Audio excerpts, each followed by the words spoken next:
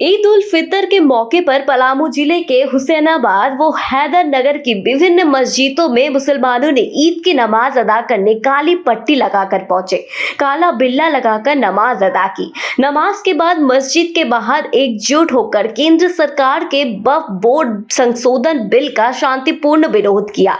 सभी ने हाथ उठाकर एक स्वर में बिल को वापस लेने की मांग की। हैदर नगर की बड़ी मस्जिद के पेश इमाम अहमद अली खान रजवी ने सबसे पहले सभी देशवासियों को ईद की मुबारकबाद दी। उन्होंने कहा कि सरकार हमारी धार्मिक आजादी पर रोक लगाने की साजिश कर रही है। मुसलमानों द्वारा 400-500 साल पहले दान की गई जमीन जैसे मदरसा, मस्जिद, कब्रिस्तान पर सरकार कब्जा करना चाहती है।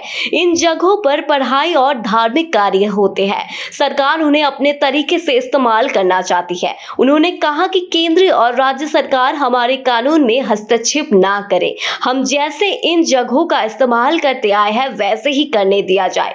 सबसे पहले तो सारे हिंदुस्तान के सारे हमारे भाइयों को, सारे मुसलमानों को, सारे हिंदुओं को, सारे हमारे भाइयों को ईद की बहुत बहुत मुबारकबाद, शुभकामनाएं।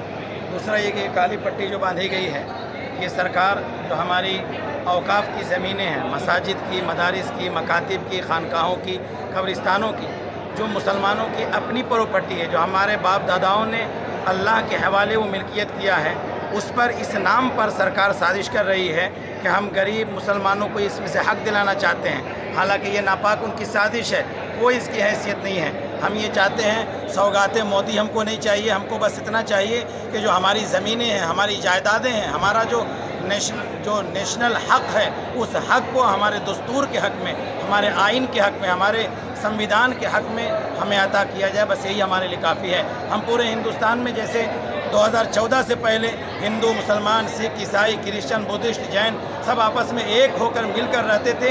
ये जो नफ़रत की बीज 2014 के बाद बोई गई है, हम मोदी जी से और सारे हुकूमत में बैठे हुए लोगों से कहना चाहते हैं, उस पुरानी मोहब्बत को आप बस बरकरार कर दीजिए। दूसरी कोई बिल लाने की ज़रूरत नहीं है। इस बिल से मुसलमानों का नुकसान है, मुसलमानों की जायदादों का नुकसान है। आज मस्जिदों को मिसमार किया जा रहा है, बुलडोज़र चलाया जा रहा है, मदरसे को बुलडोज़र चलाया जा रहा है। जो हमारे बाप दादाओं ने साल पहले, 200 साल, 400 साल पहले जो कब्रिस्तान में, मस्जिद में, मदरसे में ज़मीन वक्फ की है, उसका कागज़ हमारे पास कहाँ मिलेगा? तो इनकी तो यही साजिश है कि हम ज़िला में एक कलेक्टर को ये हुक्म दें कि उसके लिए जांच का प्रावधान तैयार करें और जांच के विषय की बुनियाद पर ये सारे मामलात को हम हड़पने की कोशिश करें। हम ये सरकार की नापाक साजिश को अच्छी तरह मुसलमान समझ रहे हैं।